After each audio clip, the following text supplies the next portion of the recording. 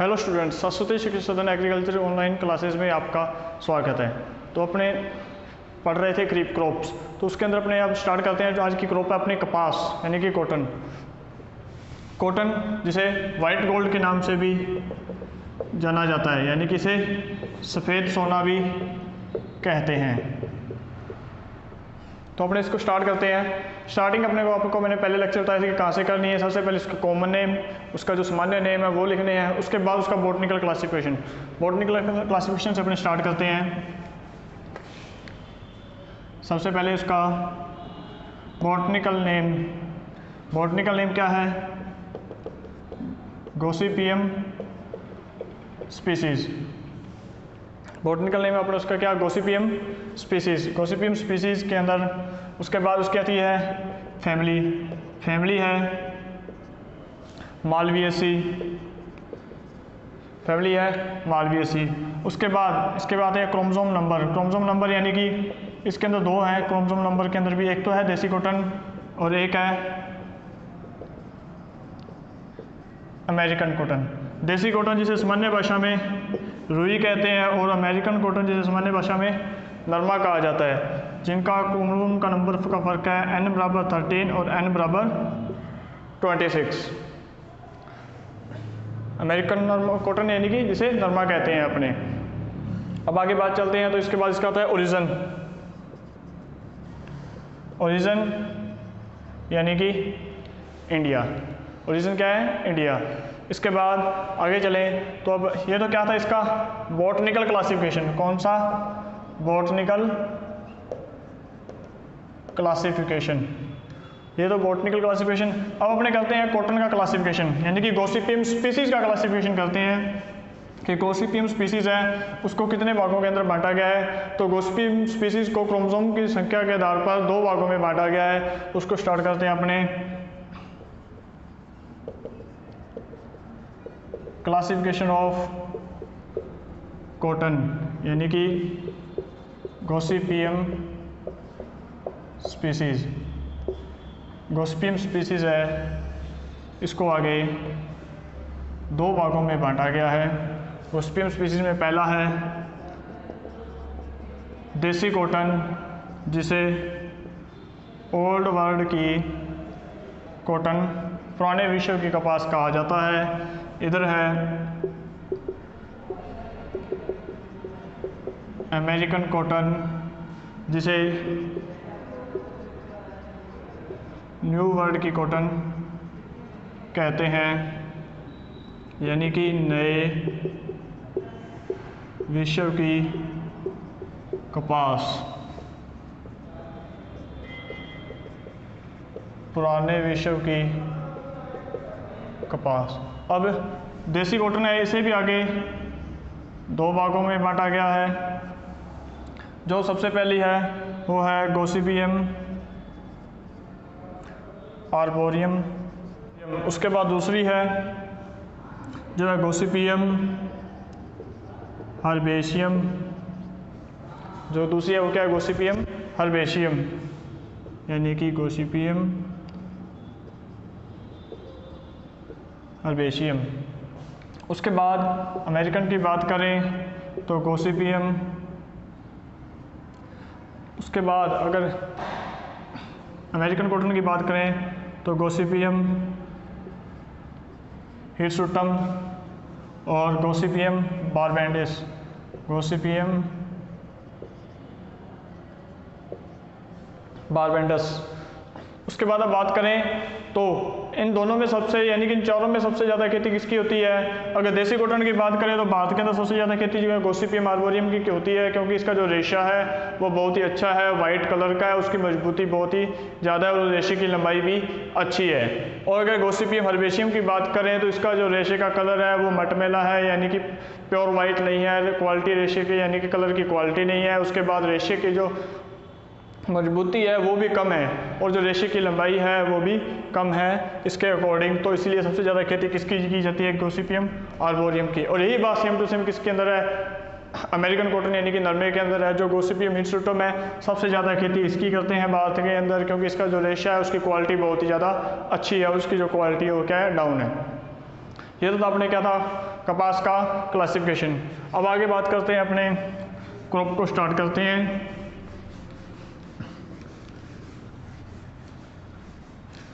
आगे क्रॉप को स्टार्ट करते हैं तो सबसे पहले अपने चलते हैं कहाँ पे, क्लाइमेट, जो आपको बताया गया था टॉपिक वाइज, यानी कि इसके जो पॉइंट्स है उसको वैसे स्टेप बाय स्टेप रखना है। क्लाइमेट मैंने आपको बताया था कि ये सभी क्रॉप्स के अंदर लगभग सेम रहेगा। वो क्या है अपना, ट्रॉपिकल या सब ट्रॉपिकल, यानी कि कटिबंधीय या उष्ण कटिबंधीय है।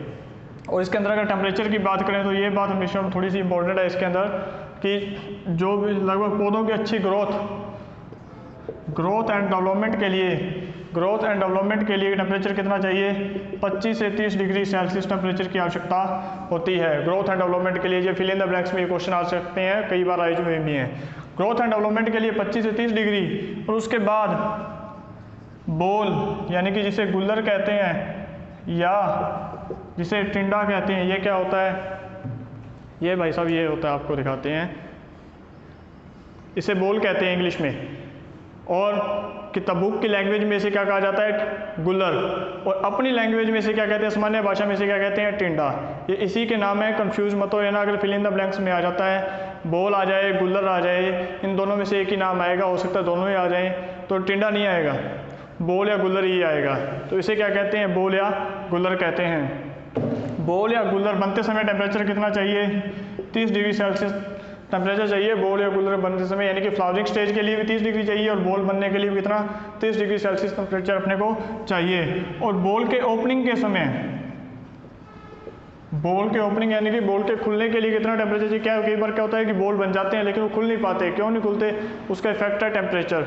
अगर टेम्परेचर उसको 35 डिग्री सेल्सियस से कम मिलता है तो वो बोल है क्या, खुलते नहीं हैं। ऐसा अपने क्या होता है, जब अपने नवंबर माह के अंदर, नवंबर मंथ के अंदर जब लास्ट में जो ऊपर के बोल बनते हैं वो क्या अपने को तोड़ने पड़ते हैं बिना खुले ही।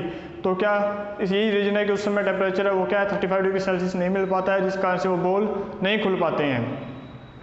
उसके बाद बात आती है कि कॉटन का जो एक बंडल है, यानी कि जो एक गांठ है, उसका वजन कितना होता है, तो उसका वजन कितना होता है, 170 किलोग्राम उसका वजन होता है।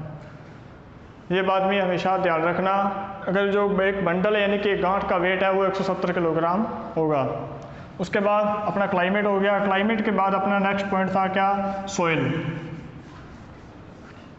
तो अपने यहाँ पे लिखते हैं सोइल यानी कि भूमि। वैसे तो सभी को ही पता है कि कपास के लिए ब्लैक सोइल से अच्छी भूमि कोई भी नहीं है।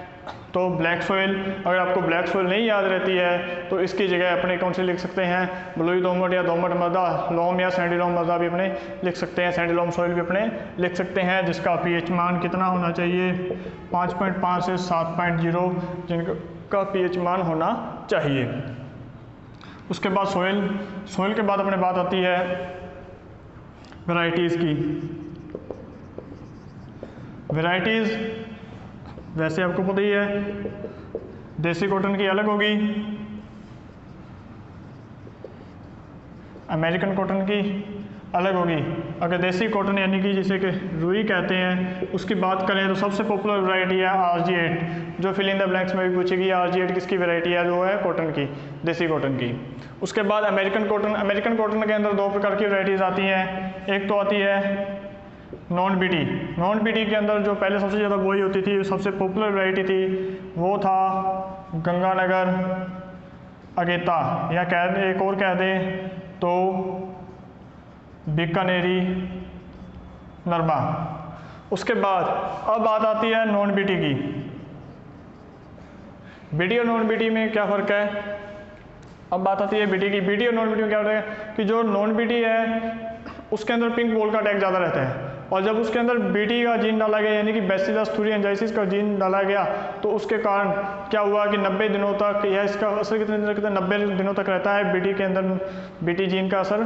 तो उसके अंदर पिंक बॉल का जो अटैक है वो नहीं होता है, यानी कि ग्लोबी सुंडी का अटैक बहुत कम होता है, यानी कि पहली बात होता ही नहीं, अगर होता है तो बहुत कम होता है, वो भी उसके जब उस जीन के एक्सपायर होने के बाद। तो जो बीटी है, बीटी की जो पॉपुलर वैरायटी चल रही है वो सबसे ज़्यादा है आज राशि की 773 RSH, राशि 773। उसके बाद इसके अलावा 776, 650 जो बायर की वैराइटीज़ चल रही हैं वो है 71, 72, 72, 72। इसके अलावा अंकुर 30, 28, सिमसिम, बहुत सी वैराइटीज़ हैं जो चल रही हैं, लेकिन सबसे पॉपुलर चल रही है वो है राशि की 773 और 76। तो अब आते हैं कि बात आती है अपनी इनकी सीड रेट की।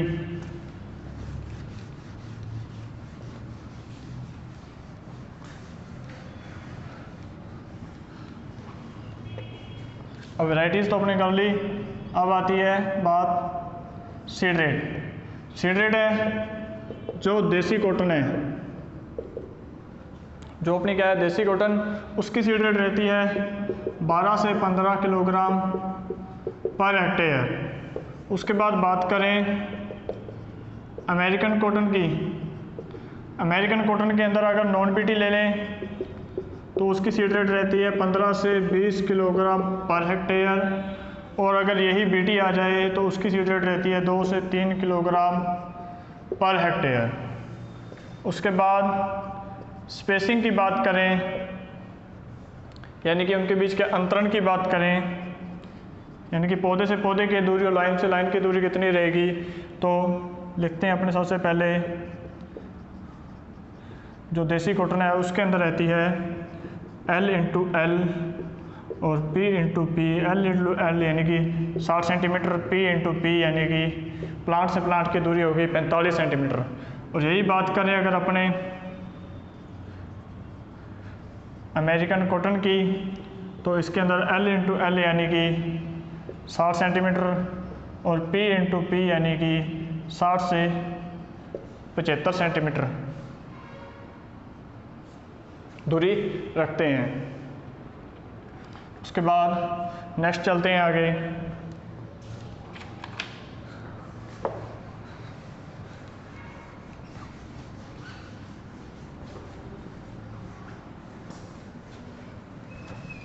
उसके बाद नेक्स्ट चलें तो सोइंग मेथड। सोइंग मेथड क्या होते हैं, यानी कि बुआई की विधियाँ। बुआई किस तरह से की जाती है, फर्स्ट कुछ जगह पर छोटे क्षेत्रों के अंदर इसकी बुआई डिबलिंग के द्वारा की जाती है, वो भी मेड़ों पर की जाती है। दूसरा, बड़े क्षेत्रों के अंदर इसकी बुआई सीड ड्रिल के द्वारा करते हैं। उसके बाद डेप्थ ऑफ सोइंग, यानी कि बुआई की गहराई कितनी होनी चाहिए, जो मैंने आपको पहले बताया था 3 से 5 सेंटीमीटर से ज़्यादा गहराई पे बीजों को नहीं बोना चाहिए, जिससे उनके जर्मिनेशन के अंदर क्या होती है प्रॉब्लम होती है, जर्मिनेशन नहीं हो पाता है। सोइंग मेथड के बाद उसके बाद अपने बात आती है इसकी टाइम ऑफ सोइंग की। टाइम ऑफ सोइंग है मई से जून मंथ। कपास की बुआई के लिए, कॉटन की बुआई के लिए जो सही समय है वो मई से जून मंथ है। ज़्यादा से ज़्यादा 20 जून तक आप इसकी बुआई कर सकते हैं। उसके बाद नेक्स्ट टॉपिक है इसके अंदर manure and fertiliser. Manure and fertiliser ये मैंने आपको बता ही दिया था कि सभी के अंदर लगभग जो सेम रहेगा। जो FYM है वो हर एक क्रॉप के अंदर 200 से 250 क्विंटल पर हेक्टेयर के हिसाब से, और जो NPK, N यानी कि नाइट्रोजन 80, P यानी कि फास्फोरस 60, पोटाश यानी कि 60 किलोग्राम पर हेक्टेयर इसकी आवश्यकता पड़ती है अपने को। उसके बाद मैन्योर एंड फर्टिलाइज़र के बाद बात आती है इरिगेशन की, सिंचाई कि इसके अंदर सिंचाई कब करनी चाहिए। तो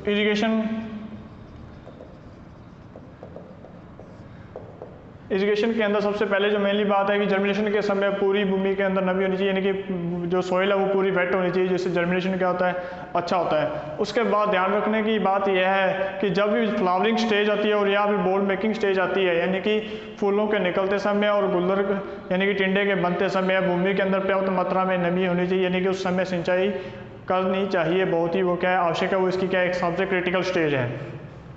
तो वैसे तो कॉटन को 5 से 6 सिंचाई की आवश्यकता पड़ती है, लेकिन भूमि की दशा को देखते हुए आवश्यकता अनुसार अपने को क्या है सिंचाई करनी है। और मेन बात याद रख लेना, फ्लावरिंग स्टेज और बॉल मेकिंग स्टेज के अंदर जो भूमि है वो नम रहनी चाहिए, यानी कि उस समय इरिगेशन मोस्ट इम्पॉर्टेंट है, उस समय इरिगेशन मोस्ट इम्पोर्टेंट है। और अगर आगे भी लगातार सॉइल वेट बनी रहेगी यानी कि नम बनी रहेगी तो उसका फ़ायदा अपने को ही होगा, क्योंकि उससे जो है वो रेशा जो फाइबर है वो अच्छी क्वालिटी का प्राप्त होगा और अपने को उसका वेट भी ज़्यादा मिलेगा। उसके बाद इरिगेशन के बाद बात आती है वीडिंग एंड होइंग, यानी कि निराई गुड़ाई यानी खरपतवार नियंत्रण की। खरपतवार नियंत्रण कब करते हैं? जब कॉटन के प्लांट की हाइट 8 से 10 सेंटीमीटर की हो जाती है तो इसके अंदर निराई गुड़ाई की जाती है फर्स्ट।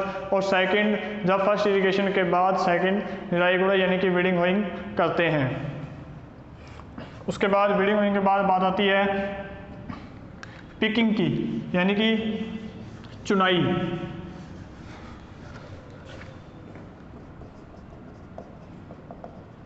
पिकिंग यानी कि चुनाई।